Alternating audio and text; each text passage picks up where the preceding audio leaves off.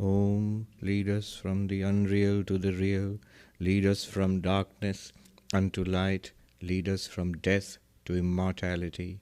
Om, peace, peace, peace. Good morning and namaste. Shivaratri, the annual night-long worship of Shiva, it's a few days hence actually. But we are doing an early observance. And I was thinking, what better way to worship Shiva than to, sing the glories of Shiva, in praise of Shiva. And what better way to praise Shiva than through the Shiva Mahima Stotra, probably the most beloved, most well-known, and most magnificent hymn, Sanskrit hymn for Shiva. So I'm going to talk about that. It's something that's recited by millions of people, by Hindus in India and elsewhere, every day. Monks who, as a rule, do not frequent temples and do ritualistic worship, but they worship Shiva. Shiva is the god of for the monks. And so I remember this monastery I stayed in for a couple of nights at the foothills of the Himalayas. Kailash Ashram. Kailash is the abode of Shiva, and the ashram is also called Kailash Ashram. There, it was all about studying non-dual Vedanta. But one thing was compulsory, that you have to go in the morning to the temple, and it's the temple of Shiva, Abhinava Chandreshwara.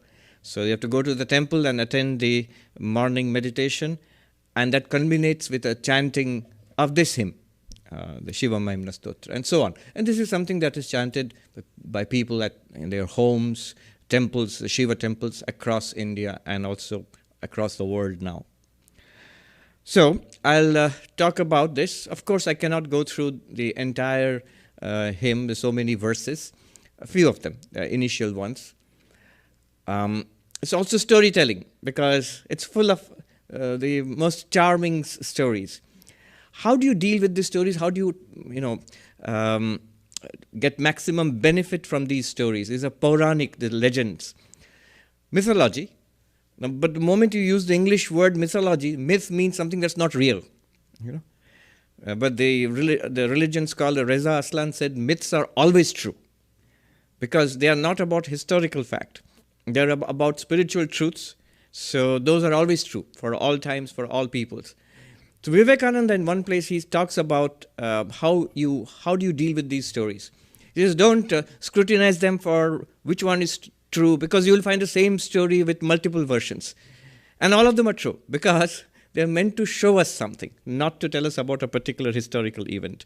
Don't look at it, scrutinize it historically, don't scrutinize it scientifically, but he gives a beautiful analogy. It's like water washing over you.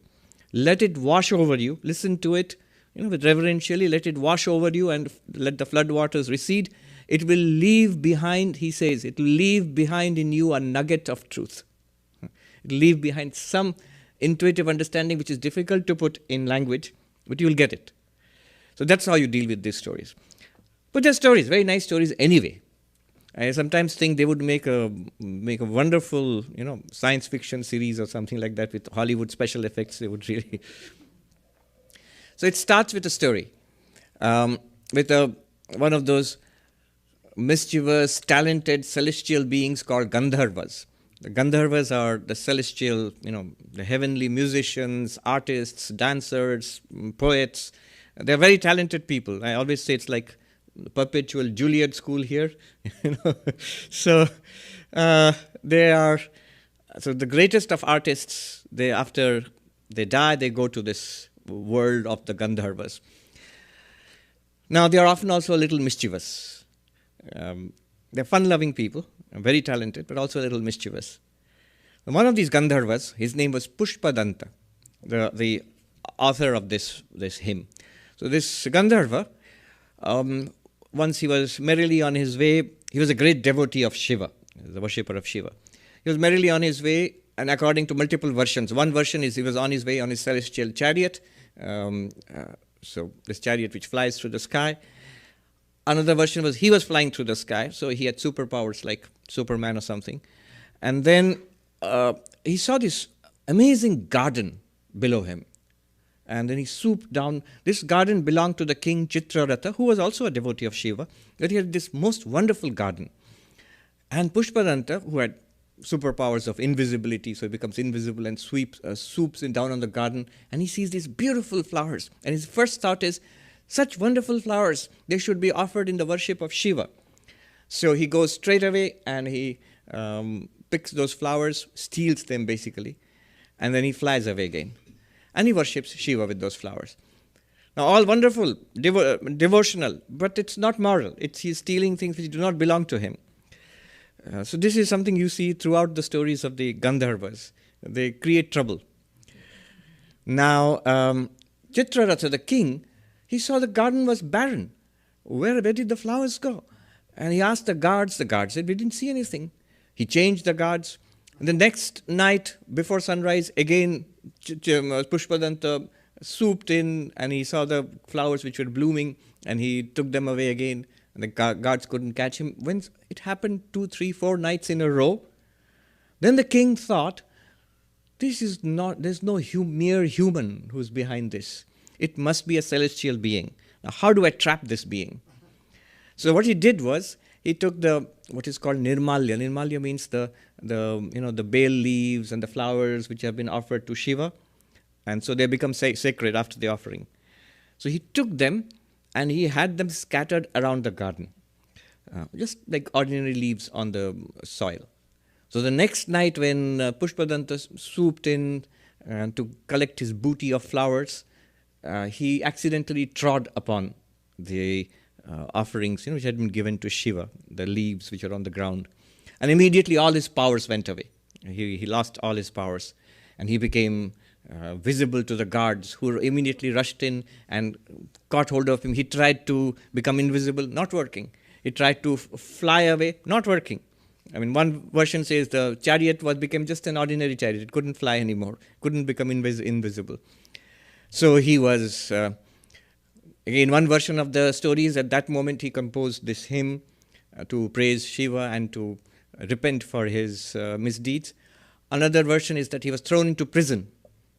Without all his powers, he lost his glory and thrown into prison. There, in repentance, in tears, he composed this hymn to Shiva.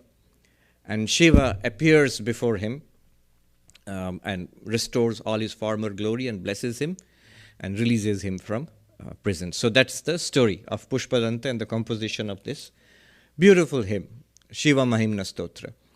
So we are going to, there is also a slight addendum to the story.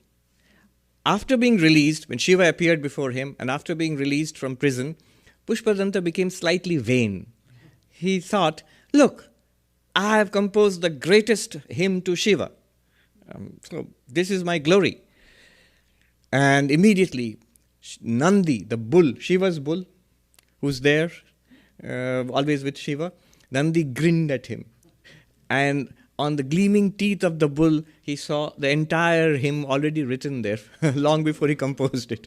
So that smashed his ego. That it's not by his own powers that he was able to do this, but out of the grace of Shiva himself. So that's the story. I'll chant the verses and talk about it a little bit. So it starts like this. Mahimna param te parama vidusho yadya sadrishi stutir brahmadinam apitadavasannastvai gira athavachya sarva swamati parinama vadhigrinan mamapyesha stotre Haranirapavada parikara. What does this mean? He starts off by saying, if praising thee, O Lord Shiva, if praising thee by someone who is ignorant of thy greatness, it's unbecoming. In that case, even the praises of Brahma and all the other gods, They are inadequate because they also do not know your glory, the full extent of your glory. And if it is all right, not blameworthy, if someone praises thee according to their powers, whatever their capacity is, in that case it's all right. Then in that case, even this humble offering which I am composing, this is also without blemish. So it starts off on a very humble tone that even the gods, they cannot praise you. See, when you praise somebody or something, that depends upon knowledge. One must know what one is praising. But then that becomes a difficult condition, because when it comes to God, who knows God? Who knows the extent of the magnificence and the greatness of God? In that case, who is qualified to praise God? Swami Vivekananda, once he was asked, why don't you write a biography? You know Sri Ramakrishna better than anybody else. Why don't you write a biography of Sri Ramakrishna? And he replied in a Bengali phrase. He says, Shiv gorte ki banor gorbo. When it was a practice to make clay images of Shiva and worship. So sometimes, if the person who's making the image is not a good craftsman, or maybe a child, so instead of looking like Shiva, it looks like a monkey. So the phrase goes, the Bengali saying goes that, you start off trying to make an image of Shiva and end up with a monkey. So Vivekananda said that, when he was asked, why don't you write a biography of Sri Ramakrishna? He says, I'm going to start off writing, making an image of Shiva and end up with a monkey. That means I cannot. I mean, whatever, even the best effort that I put forth is nowhere close to what Sri Ramakrishna was or is. Just by the way, this hymn is so popular. Vivekananda quoted from this hymn in the World Parliament of Religions, the first talk he gave on 11th September 1893 in Chicago. In that first talk, there was a verse which he quoted from this hymn, which we'll come to later on. So, one must know something about God. But then it becomes difficult, because Brahman, the ultimate reality, the absolute existence, consciousness, bliss, is beyond all attributes, nirguna, beyond all attributes. So it's never an object of knowledge. Then how can you know Brahman? Or Brahman as God, as the creator, preserver, destroyer of this universe, is so full of infinite auspicious attributes. I'm translating from the commentator Ramanujacharya, who is a great devotee of God. And in his commentary on the Bhagavad Gita, the first sentence is 1 page, where he writes about the auspicious qualities of Vishnu. So there are so many auspicious, wonderful, infinite qualities of God. Who is capable of mentioning all of that? In either case, God beyond attributes, the absolute reality, or God with attributes, it's impossible for anyone to adequately praise God. So that's what he's saying, that avidusha, those who do not know, they will, if they try to describe you asadrishi, it will not be like you, what you truly are. It will not be an adequate description. And who can know you? Who can know you, O Shiva? So there's a story, yes, another story about this. Who can know Shiva? So when the universe was created, you know the story that Vishnu, the Lord of the universe, he is always a couch potato. He's lying on this cosmic serpent, and from his navel comes the lotus which blooms and on which Brahma, the creator, is sitting. So Brahma, Vishnu, Maheshwara, the three deities. Vishnu is the preserver of this universe, Brahma is the creator, and Maheshwara or Shiva is one of his aspects, is that he dissolves or destroys the universe at the end of one cycle. So in popular iconography, in Hindu iconography, you will see Vishnu reclining, and from the navel of Vishnu there is a lotus blooming, and on that Brahma is sitting, who will proceed to create the universe. So Brahma creates the universe, and then he happens to look down and sees Vishnu and says, who are you? And Vishnu says, I am your creator. Brahma said, I created the universe. You are my creator? What do you mean you are my creator? You're nobody. And so they start quarreling about who is greater, Vishnu or Brahma. And the gods become scared of this quarrel between Vishnu and Brahma, so they appeal to Shiva, do settle this quarrel. And then Shiva appears before them in a pillar of radiance or light or fire, which stretches from one end of the universe to the other end. So this is a very popular story. So this is this tower of light stretching from one end, from the top to the bottom. Don't ask me how there is a top and a bottom to the universe. There just is. You have to take it for... Swami Vivekananda used to say this, so there's this pastor in a small town in somewhere in the United States. He's giving a sermon on the creation of the universe. So God created the universe and he set it out on the fence to dry. And then somebody asked, where did the fence come from? And the pastor was furious. He said, you keep quiet, you will destroy all theology. So let's just take it. There's a top of the universe and the bottom. And the pillar of fire extended all the way up and all the way down. And whoever sees the top and the bottom of this pillar of fire, pillar of radiance, they are greater. They are greater. It's either Vishnu or Brahma. Brahma says, okay, I accept the challenge. And he's Rajasic, he's the creator of the universe, dynamic. And his mount is the swan. He rides on the swan. So he goes on the swan and he says, I'll fly to the top of the universe and find out the upper limit of this pillar of fire. Vishnu is humble. He says, all right, I will dive down and get to the bottom of this. What is this pillar of fire and what is its extent? So he takes the form of the Varaha, the boar. The cosmic boar, the avatars are there. So he dives, he goes shooting downwards, and Brahma flies upwards, flapping up on his swan. He travels and travels and travels, and years pass. And neither comes to the end of this endless pillar of fire.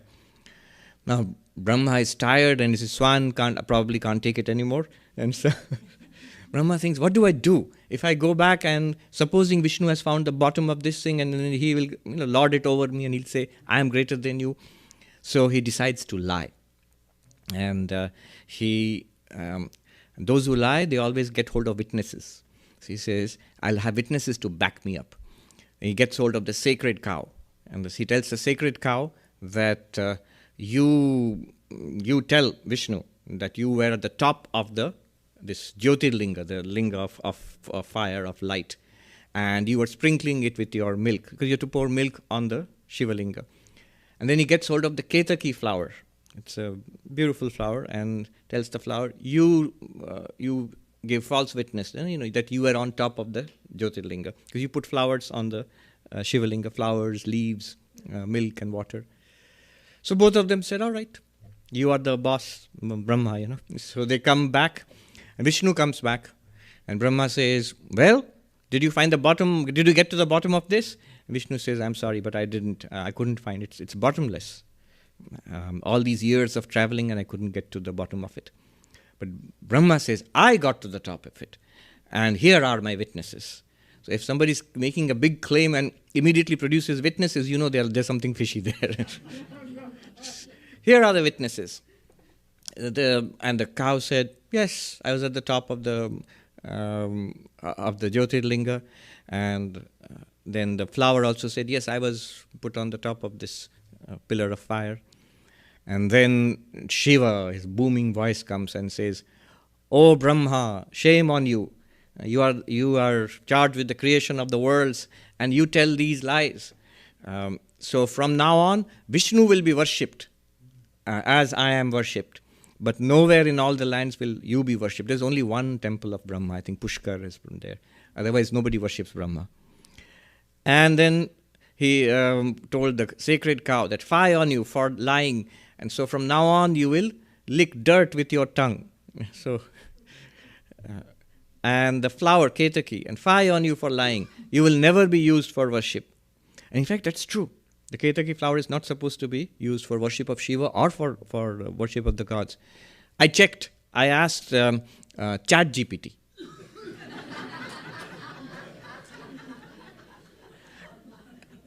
Is the Ketaki flower used for worship? And the first thing it says, don't use it for worship, stop. Not in those words. And then told this story with a twist, a different version of this story. Different version of this story, but anyway. So even ChatGPT agrees, you should not use the Ketaki flower for worship. In fact, this story about being unable, even Brahma and Vishnu being unable to find the limits of Shiva, Pushpadanta mentions it in this hymn. He says, this is the 10th verse in this hymn. I'm just skipping ahead to chant that. Tavaishwaryang yatnat yadupari virinchir hariradha parichetum yatav analamanala skandhavapusha tato bhakti shraddha bharaguru grinadbhyam girishayat swayam tasthetabhyam tava kimanuvrittirna phalati. O Girisha, O Shiva, Brahma, who tried going high up, and Vishnu, who tried going down below, failed to measure thee. You had taken the form of a pillar of fire, of an infinite pillar of fire. Afterwards, when they praise thee with great devotion and faith, you reveal yourself to them of thy own accord, showing that your worship never goes without result. So this is how he has put it. Anyway, the point being, he says, even Brahma and others, even their praise is not adequate because they cannot measure your limits. So this is the story is meant to show that.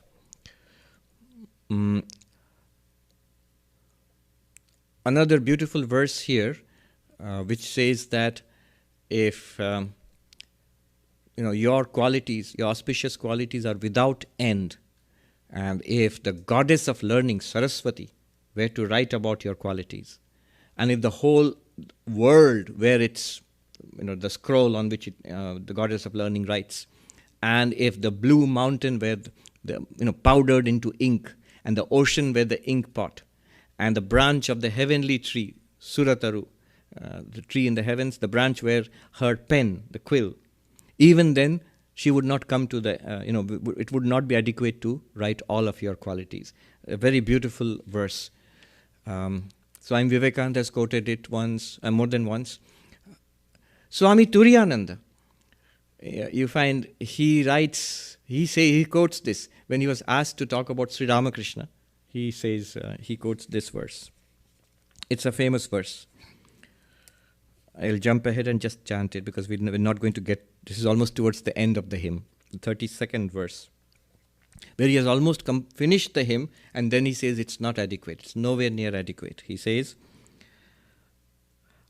Asita giri samam syat kajjalam sindhu patram surataruvara shakha lekhani patramurvi likhati yadi grihitva sarada sarvakalam tadapi tava gunanamisha param nayati.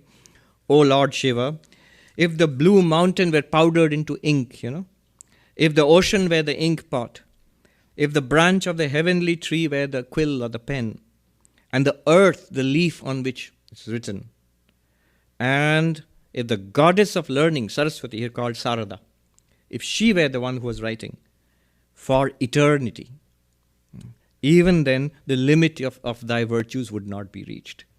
So what to speak of my humble effort at praising you? It's full of wonderful hymns like that. I'm reminded of a story of the Buddha. One of his disciples bowed down to him and said, Master, you have surpassed all the great teachers, is none equal to you. The Buddha immediately rebuked him. He said, why do you speak thus? Have you known and studied all the teachers of the past?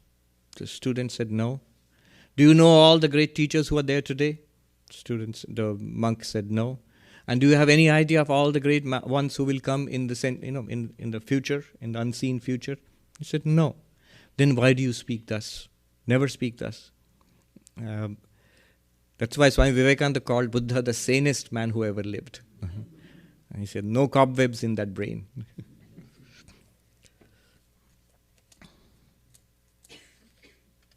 So it's full of humility and devotion. In Hinduism, the ultimate reality, God, is understood in at least 4 different ways, primarily. One is, of course, the absolute, the transcendent absolute, Nirguna Brahman, existence, consciousness, bliss, pure being, pure awareness, pure bliss, Brahman, Nirguna Brahman. The other is the creator of this universe, God, or like Shiva, for example. So God is the creator of the universe, Saguna Brahman or Ishvara. The third one is not only creator of this universe, but immanent in this universe, everywhere. Swami Vivekananda said, we Hindus worship a transcendent, immanent God. Transcendent, beyond time, space, causation, beyond Maya, the absolute reality. Immanent in and through this universe. And the fourth one would be the avatara. So, Ishvara, Bhagavan, Saguna Brahman, God, the theistic God of religion, also comes as an incarnation. So, Hinduism is very big on incarnations. Mostly the incarnations of Vishnu, fewer incarnations of Shiva, but incarnation of God, basically incarnation of God, avatara. So four aspects. One, the ultimate reality, existence, consciousness, bliss, which we talk about in Advaita Vedanta, which is where you can say, Aham Brahmasmi, I, the individual being, and the God of this universe are basically one limitless existence, consciousness, bliss. I am Brahman in that sense. Then the second one is Ishvara or Bhagavan, second. Third one is the immanent God in all beings in this universe. The whole universe is divinized by the presence of God. And the fourth one is the avatara. There is a very beautiful verse about Rama. Jo Ram Dasharat ka beta. So Ram Jagat Pashera. Soi Ram Ghat Ghat mein leta. So Ram Sabse Nyara. That Rama, who is the son of the king Dasharatha, is the avatara, is the incarnation, is worshipped as Ramachandra. That Rama is also the creator of this entire universe. Jagat Pashera is the creator of this entire universe. How? How can the one who is born as the son of a king be the creator of the universe, but not as the son of the king, in his real nature as Vishnu or as God, Saguna Brahman Ishvara. That Rama is also present in all his creations. In Ghat Ghat Mein Leta, in every object in this universe, the divinity is present. And finally, So Ram Sabse Nyara. And that Rama also is transcendent, beyond everything. Time, space, causation, as pure existence, pure being. So these different aspects are there. We will come across it in the next verse. The second verse by Pushpadanta. Atita panthanam tava cha mahima vang manasayo atadvyavrityayam chakitam abhidhatte shrutirapi sakasya stotavya katividha guna kasya vishaya pade tvarvachine patati namana kasya navacha. And the really beautiful verse. It says, Thy greatness is beyond the reach of mind and speech. Who can praise that which is even the Vedas describe with trepidation by the method of not this, neti, neti? How many qualities does that possess, and can be perceived by whom? Yet to that form taken later, whose mind and speech do not turn. So all these ideas of God are here. One is the ultimate reality, Brahman, described in the Upanishads only as that, tat. He says, Atita panthanam. It is not an object. He says, Vang manasaya, of speech and thought. That ultimate reality, it cannot be seen, heard, smelled, tasted, touched. It's not an object of the senses. But at least we can think about it. We can speak about it. No, it's not even an object of language. It's not even an object of thought. Swami, you are talking about it. Something that cannot be talked over, you're talking a lot about it. The great philosopher Wittgenstein, he said, that which cannot be expressed in language must be passed over in silence. And he says that is the mystical. He talks about that. No, it cannot be expressed in language. Why not? Adi Shankaracharya, in his commentary on the Mandukya Upanishad, the 7th mantra of the Mandukya Upanishad, sort of the climax of the Mandukya Upanishad, there the word is used abhyapadeshyam, unnameable. It cannot be designated by words. And then Shankaracharya explains, why can it not be designated by words? Why cannot the ultimate reality, why can't you talk about it? Why would language fail? He says, in just one phrase, there's a lot of philosophy of language, what language can do and what language cannot do, all of that in one sentence. He says, Shabda pravritti nimitta rahitatvad. There are certain things which instigate the use of language, and those factors are absent in that ultimate reality. So what are the things which instigate the use of language? He gives, these, where can we use language? What can language do? You can use language if something belongs to a class, jati, a class, a species. So, example he gives, a cow. I mean, that's the typical example you'd get in India, so a cow. And the cow is a member of a set, of a class, of a species. So you can use that word. This is the definition of this set, and this is a member of that set. So you can use the word cow for that. But Brahman, the ultimate reality, is not a member of a set. There is not a whole set of Brahman, and out of that this is one. No. So it's not a class, or set, or a species. You can't use a set designate, a set in the mathematical sense of a set. So it's not a member of a set. Second, he says that quality, guna. You can use language if something has some attribute. Here is a yellow flower, and there's a white flower, and there is a green flower. And immediately you know what I'm speaking about. As I point to it, you immediately note them. Why? How did this language work? Yellow flower. Because the flower is yellow, the color yellow is there, I was able to speak about it, and you understood what I'm saying. So, flower, member of a species, a class. So you immediately understand, I'm not speaking about the altar, I'm not speaking about the vase, I'm speaking about the flower. And you know what a flower is because it's a part of a class of objects with which you are familiar. Immediately identify it. And when I say yellow flower, it works even better. You know specifically which flower I'm talking about here. So quality. You can use language if there's a quality, if there's some attribute, characteristic. But Brahman, the ultimate reality, we say it's nirguna, beyond all attributes.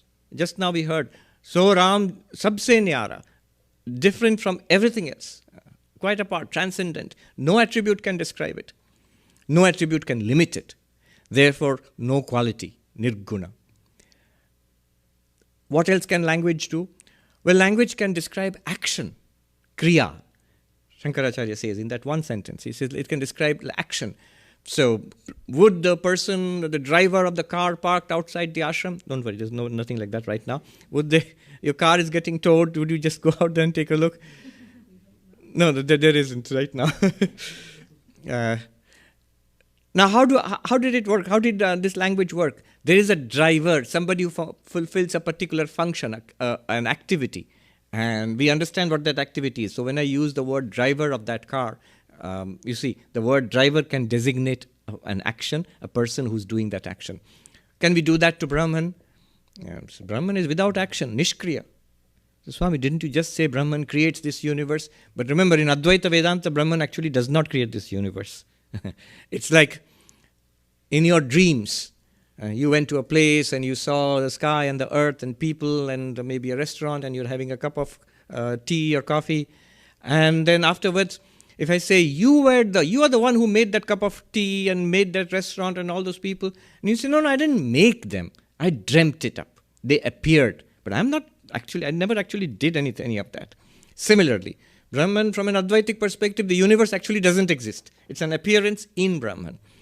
Or Brahman itself appears as this universe. So Brahman is not really the creator of this universe. You cannot ascribe any action to Brahman. It doesn't work. Is there any other thing that language can do? Language can express a relationship. Guru, or a father or mother, some kind of relationship. Human, non-human, whatever relationship. But relationship always requires two. In Sanskrit, it's sambandha, relation. The definition is dvinishta sambandha. A relationship exists in two terms at least. So there must be a second thing apart from that absolute reality for it to have a relationship with something. Even, see, God has a relationship. Creator created. But the absolute, by the very definition, the moment you say the second thing apart from the absolute, then the absolute, you don't understand the definition of the word absolute. There cannot be anything apart from the absolute. Then it is no longer the absolute. It's non-dual. Non-dual literally means no second. If there is no second, what relationship is possible? So relationship also won't work. Language cannot express Brahman because there's no relationship. When there's one last fling that language can take in an attempt to express Brahman, what is that last attempt? It's called designation. In Sanskrit, rudhi, conventional designation. It's a fancy word for saying naming. So when you name a baby, Mary or Sita or Ram or something, how does that work? It has no particular, it's not designating a class, a quality, or an action or relationship. It's just a name. From now on, this baby is called, say, Ram or something. How does it work? You have to point the baby out, point the person out. This person is named such and such thing. Then only the naming will work. If you just say, that person is Ram, you'll ask, which person? Who are you talking about? Point that person out. You say, I can't. Then the naming didn't work. So you can't say, for example, let's just call it Brahman, Atman, God. The question will be, which one? What are you talking about? I can't point it out. Then it didn't work. Then nobody understood what you talked about. So all of these, the 5 ways in which language functions, jati, class, or set or species, guna, quality, kriya, action, then there is sambandha, relationship, or conventional designation, naming, rudhi. None of them apply to the ultimate reality.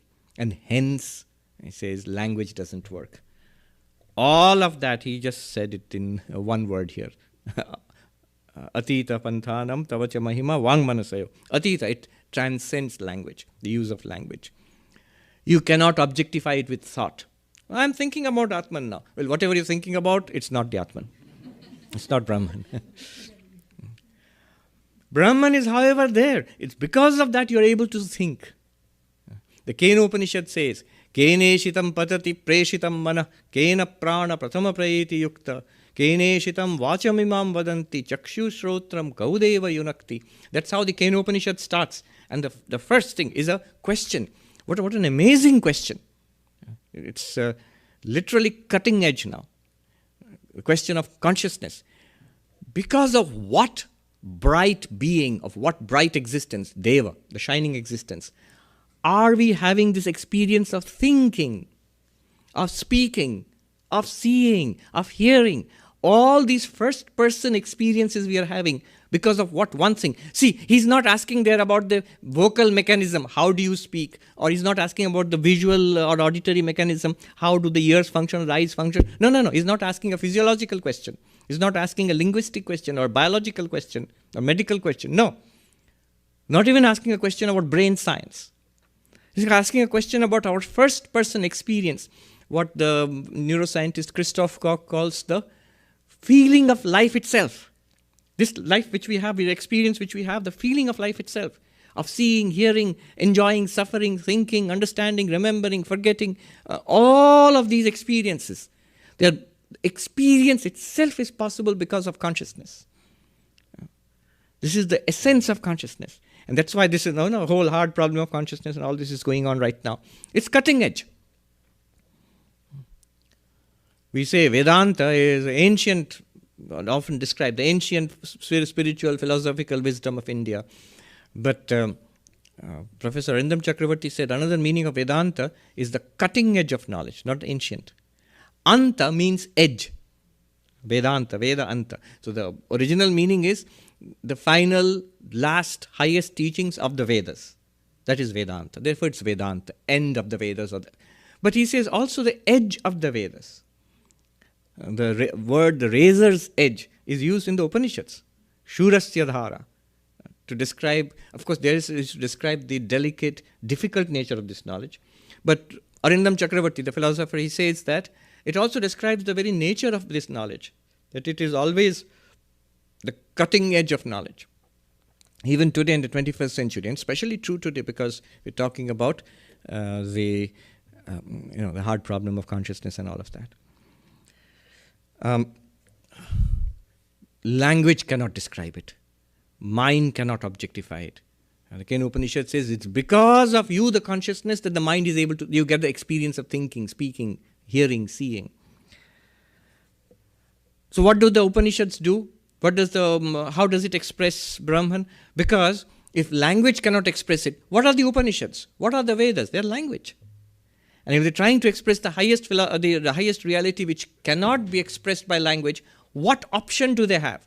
So Pushpadanta here says, Atad vyavrityayam chakitam abhidhatte shrutirapi. Shruti, Upanishads, Vedas, Upanishads.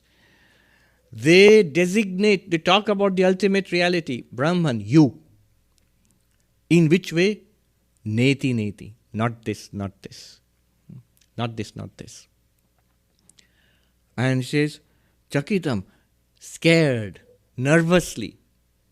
Even the highest spiritual texts, they nervously refer to you, shakily refer to you as not this, not this. The only way, if you cannot directly refer to the ultimate reality, the way you can refer to the ultimate reality is by saying what it is not. I can't say what it is, but I can tell you what it is not. How does that work? Neti, neti. Not this. This what? Whatever you can designate by this. So, this thing which I see, not. What I hear, not. Smell, taste, touch, not that. What I can speak about, not that. Whatever I can think about, not that. If you deny all of that, neti, not it, not that, then what are you left with? The void, emptiness. So Brahman doesn't exist. Not that. Neti, neti. The second neti refers to that. There's a beautiful story a monk told us that imagine there's this little kid who has never seen a cinema, a movie, a film. And his father takes him to see a movie in a cinema hall. So this example worked even when we were kids, but now it doesn't work at all. Because everywhere people have seen movies on their mobile devices or whatever it is. Anyhow, just imagine a kid who hasn't seen it is being taken by the father to the city to see a film. So they enter the cinema hall, and the movie has started. Imagine the movie has started. See, that's the problem, right? We always, when we enter life, the movie has already started. None of us got in at the beginning of the movie. So we are thrown into the middle of the movie. So the movie has started. And the kid is there and he's watching. So I always use the example of the Mahabharata or Ramayana, maybe because the first movie I ever saw was, I think it was not Mahabharata, it was Ramayana, where Rama and Ravana were fighting. And the special effects, kids would laugh at it today. But those were amazing for us when we were kids.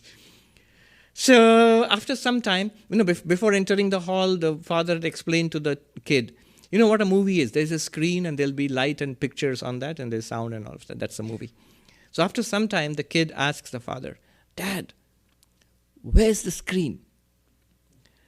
And the father points, there. And the kid goes, imagine it's the battlefield of Kurukshetra and Arjuna and Krishna are standing. And so that guy with the bow and the arrow says, no, behind him. Or behind him, the chariot, that's the screen. No, behind the chariot. Behind the chariot, you mean the battlefield. That's the screen. No, behind that, the sky is the screen. No. Apart from all of that. Neti, you see. Apart from all of that. By now, I think people around them must be shushing them. Shh. Apart from all of that. Then the kid goes, oh, the screen is nothing then. If you take it all away, then there's no screen. Nothing, it's nothing. So no. It is all of that. So he says, oh, you mean the screen is the people with the bows and arrows and the chariots and the elephants and the horses and the battle? No. How will the father point out? Because whatever he points out to, there's a picture there. There's a name and a form, an appearance there. So it is true that Brahman is here in every being, but you can't point to it directly. You have to negate. So this is the word used, atad vyavritya. which means the method of neti neti, not this, not this. You have to deny that this is not Brahman. It's not that the ultimate reality is a table or a chair or a person or space or time. None of this. Then the immediate mistake will be, so that ultimate reality doesn't exist. And you have to say, not that either. Another way the Kena Upanishad does it is, it's different from whatever you know, whatever anybody knows. That ultimate reality is different from it. Oh, so it's unknown. No, it's different from that too. Anya deva tadvidita dato avidita dati. It is other than the known. Oh, so it's unknown. No, it's higher than the unknown, beyond the unknown. So what's the one thing which is not known and yet not unknown also? What's one thing? You know it, within quotes. Yes, you. Correct. One brave soul owned up. I am that. Yes. You are that. Think about it. Even without all fancy philosophy. What is it that we know about ourselves? Whatever we know about ourselves can be designated as this.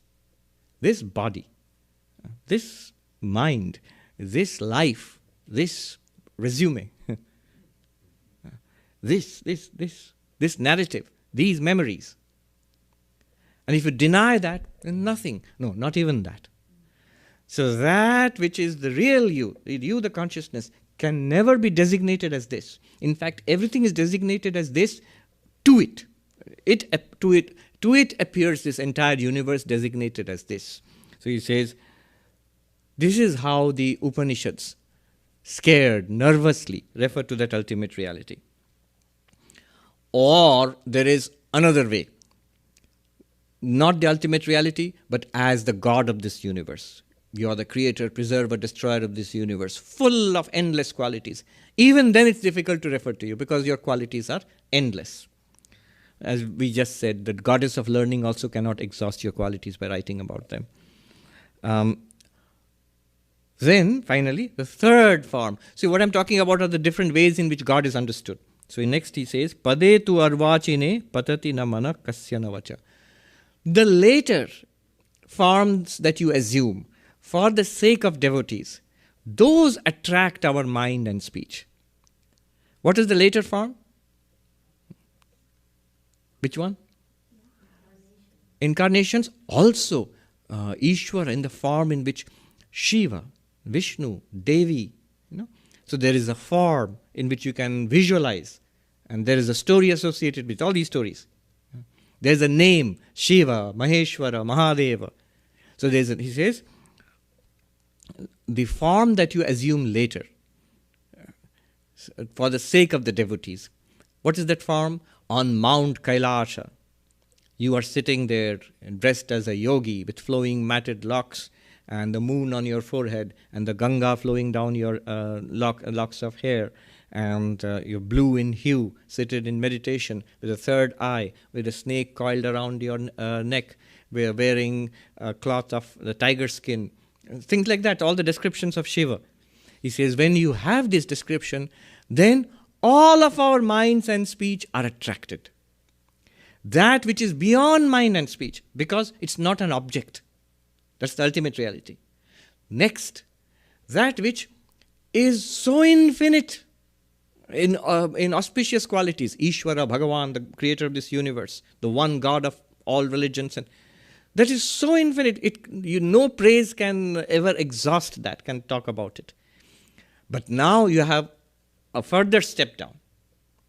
That God can assume multiple forms. This is where Hinduism comes to its fore, that we are really great at that. Endless forms and names.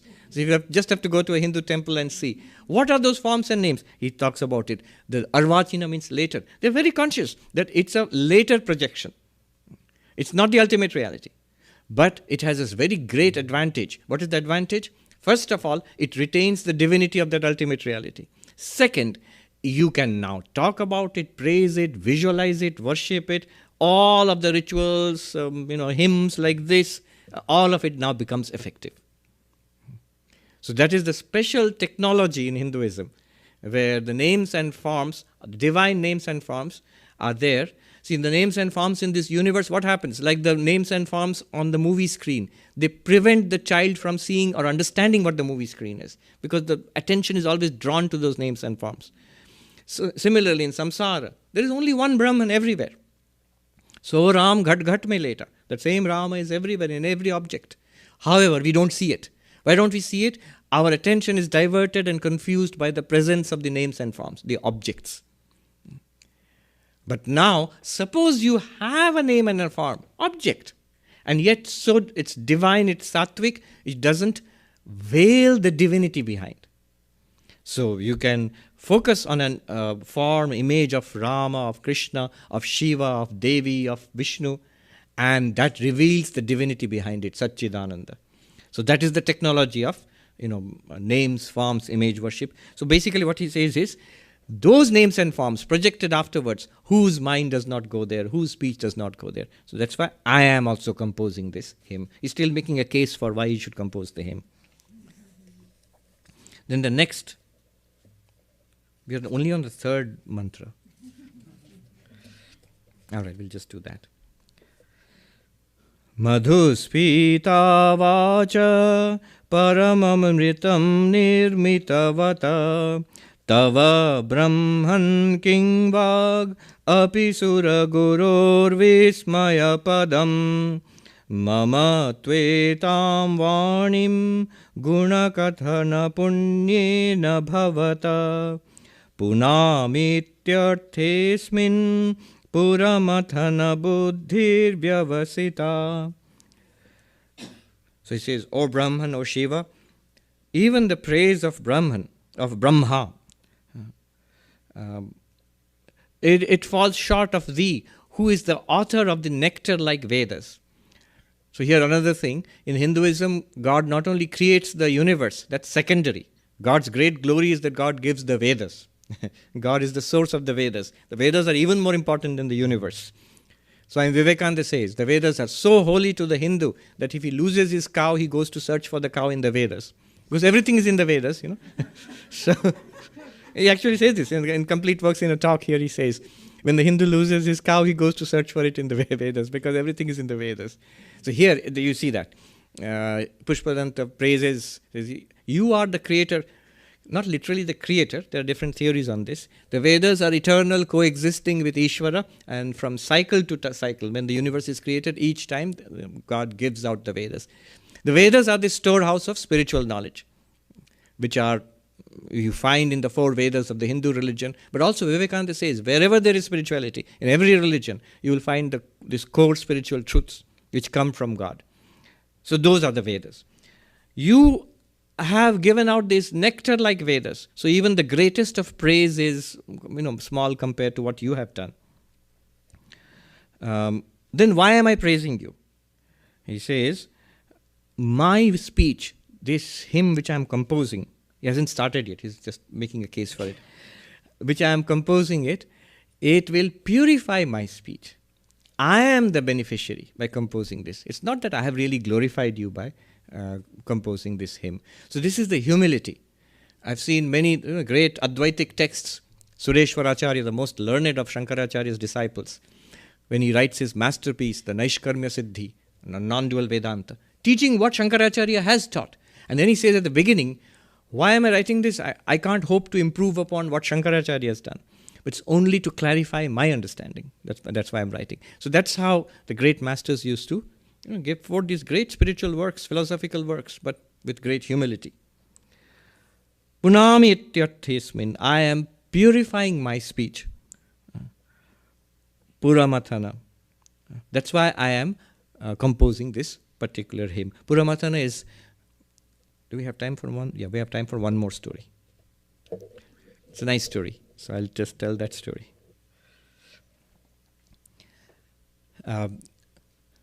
So here, Puramathana means the one who destroyed the 3 cities. There's a story of the Tripurasura, the demon who dwelt in the 3 cities. Actually, there were 3 demons, but I won't go into that. That's a long story again.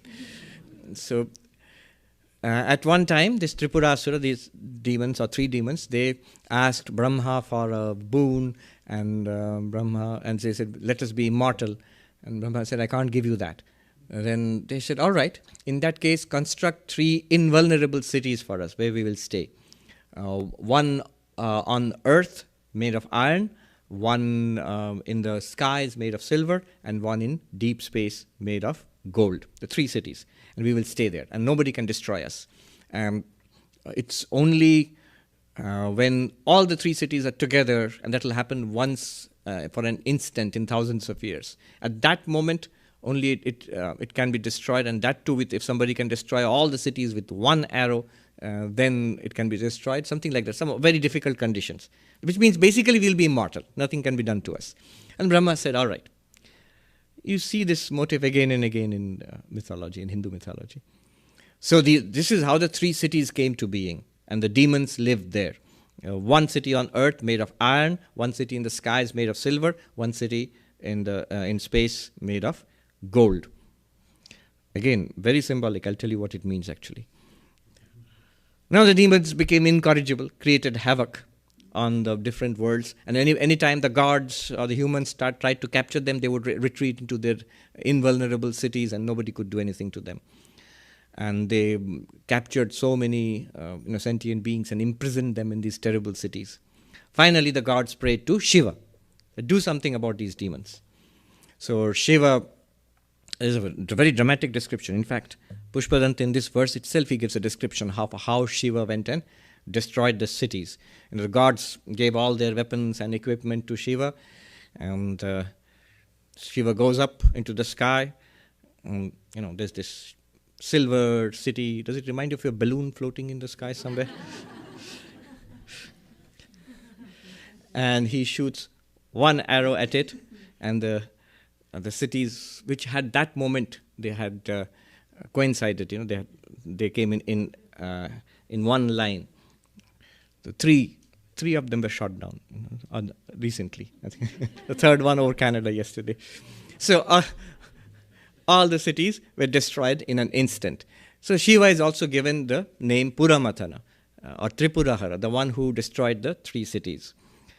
I'll tell you the actual meaning, but there's a very beautiful verse here which describes, a dramatic verse, which describes, the 18th verse. Pushpadanta talks about this story. I'll chant it and then translate it for you. It's destruction of the 3 cities. Ratha kshoni yanta shatadhriti ragendro dhanuratho rathange chandrarko rathacharana pani sharaiti didhakshoste koyam tripura trinamadambara vidhi vidheye kridantyo nakhalu paratantra prabhudhiya. When you wanted to burn the 3 cities, which were like a piece of straw to you. Your chariot, earth, the earth itself became your chariot. Brahma became your charioteer. The great mountain Meru was your bow. The sun and the moon were the wheels of your chariot. Wow, how dramatic! The sun and the moon were the wheels of your chariot. Your arrow was none other than Vishnu. Vishnu was the arrow. And yet, why all this paraphernalia? Why all this equipment? So equipped with the F-22s and the missiles. And it says, you, the Lord, you are not dependent on anything. You are playing with these things. It's your play, it's your leela. You could destroy the 3 cities if you wanted. They exist at your whim, and they're destroyed at your whim. But it's part of your divine play, all this drama of the planet Earth being your chariot, and the sun and the moon being the wheels of the chariot, and Brahma, driving this cosmic chariot, and the Meru being your bow, and the Vishnu being the arrow, and so on and so forth. And the 3 cities were pierced and destroyed, and all beings were liberated. That's the story. There is a Tamil version of the story, which I just read in English translation, which takes this a little further. It says, you do not depend upon any of these. Actually, do you know how the cities were destroyed? When in the middle of this tremendous tumult, of this cosmic battle going on, you smiled, you were amused, and the cities were reduced to ashes. You destroyed the 3 cities with a smile. It's actually a Tamil verse. What does this mean? Is there any deeper meaning? It's a nice story. I'm sure Hollywood can take it up as like a science fiction space battle or whatnot. But there's of course, a very deep meaning to it. The meaning is that the three bodies, the physical body and the subtle body and the causal body. The physical body is this. This is the iron city, the city on earth, where in the gross physical body. And the sentient being, we are trapped, imprisoned here. Our real nature is Shiva, but we are imprisoned here. We are stuck in this life. And there is an even worse city. The silver thing, not the balloon. The silver thing in the sky, the silver city, is a subtle body. Thoughts, feelings, emotions, ideas, our inner personality. Closer to us than our physical body also. It doesn't matter so much what the body is as what our inner personality is, our thoughts, feelings, our own little story. And we are trapped there also. We are trapped even more so by that. Even that's not you. That's also a prison. That's also a city in the sky. And there is a seed state in the darkness of outer space. There is a golden city, which is the seed, the causal state, which we experience in deep sleep. In waking, we are on this city on earth, the iron city. In dreams, we are in the city in the sky, the silver city. And in deep sleep, the darkness of outer space, it's the golden city. It's the seed of our entire limited personality. Shiva, who is the fourth, not the waker, not the dreamer, not the deep sleeper, the fourth, Turiya, the consciousness. From that perspective, he shoots the arrow of knowledge, which pierces all three cities, and showing us, liberating the sentient being trapped in these cities, showing us your real nature is pure consciousness, Shiva. So this is the meaning. No? Amazing, these stories. This is what Vivekananda means when he says, let these stories sweep through you like water. And when the waters have receded, they'll leave a nugget of truth inside you, which is most valuable. I'll end with a verse, again from this hymn, which is the last verse chanted in all the worship of Shiva. When Shiva is worshipped, Shivaratri, in all Shiva worship, at the end this verse is chanted. Before that, what was the verse that Vivekananda chanted in the World Parliament Religions? Yes, I didn't get to it actually, but here is a very famous verse from this. You can see where Sri Ramakrishna, his Harmony of Religions, everything is coming from, is from the 7th verse here. It's one of the most famous verses. The verse goes, Trai Sankhya Yoga Pashupati Matam Vaishnavamiti Prabhinne Prasthane Paramidamada Pathyamiti Cha Ruchi Nam Vaichitriat Rijukutila Nana Pathajusham Nrinameko Gamya Swamasi Payasamarnava Iva. There are all these different paths. There's the path of the Vedas, Trai, Riksama Yajur, the Vedic path. There's the path of the Sankhya, which talks about consciousness and matter, Purusha Prakriti. There's the path of Yoga, Patanjali Yoga, the path of Samadhi, Yoga Chitta Vritti Nirodha. There is the Pashupata path, the path of worship of Shiva, where Shiva is the ultimate reality and we are all Pashu, that means animals. We are bound by Maya. Pasha means Maya, the rope. And the master of that rope is Shiva, Pashupati. Sri Ramakrishna used to say, Pash Baddhu Jeeb, Pash Mukta Shib. The same entity tied in the ropes is Pashu, the animal, Jiva. And tied and released from the bondage is Shiva. You are Shiva. In knowledge. In ignorance, tied in this samsara, you are Jiva. You can see the same story of the three cities and all. So Pashupati, he says, even this teaching, Vaishnavam, the Vaishnava doctrine of Vishnu is God, and all of Rama, Krishna, all of that comes from the Vaishnava teaching, Vaishnava flavor of Hinduism. Prabhinne prasthane, different paths.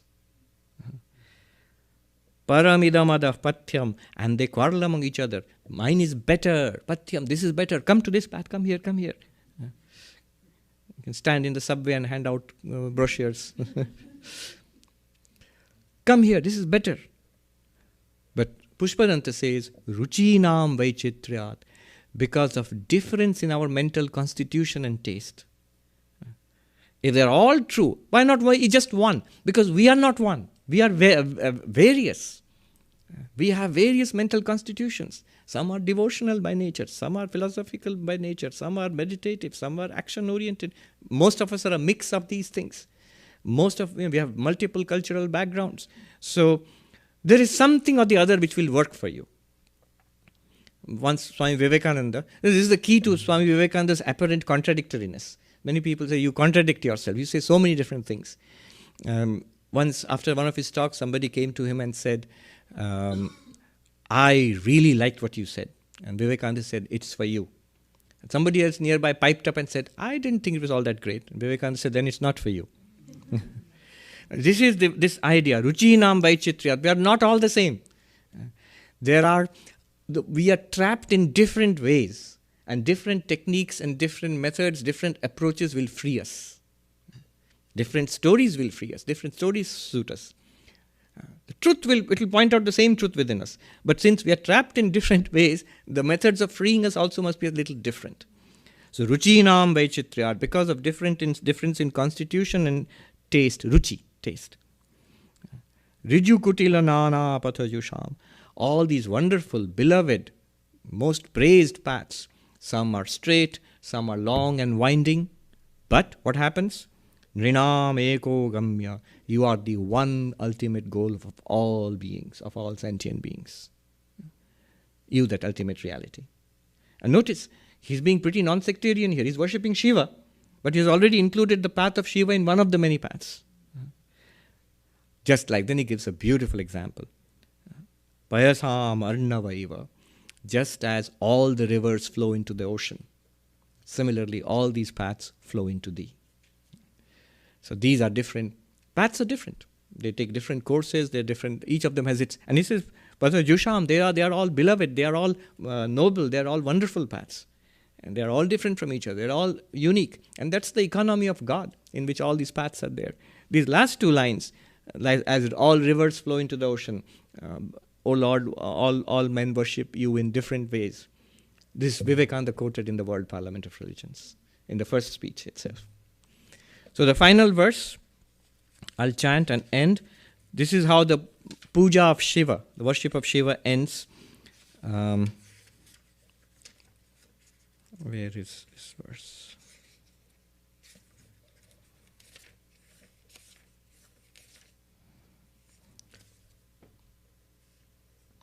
Tava tattvam na janami kidrishosi maheshwara yadrishosi mahadeva tadrishaya namo namaha. At the very end of this hymn, Pushpadanta says, truly speaking, I do not know your reality. What you are and what you are like, I do not know. I do not understand. Who knows? Whatever you are like, O great God, Mahadeva, my salutations to you. So, Yadrishosi, as you are, whatever you are, you only know what you are, O Mahadeva. Tadrishaya namo namo. In that form, known only to you, in that reality, my salutations again and again to you. I pray to Lord Shiva, Mahadeva, the beloved of Pushpadanta, Sri Ramakrishna, Ma Sharada, Swami Vivekananda, to bless us all with devotion, knowledge, and enlightenment.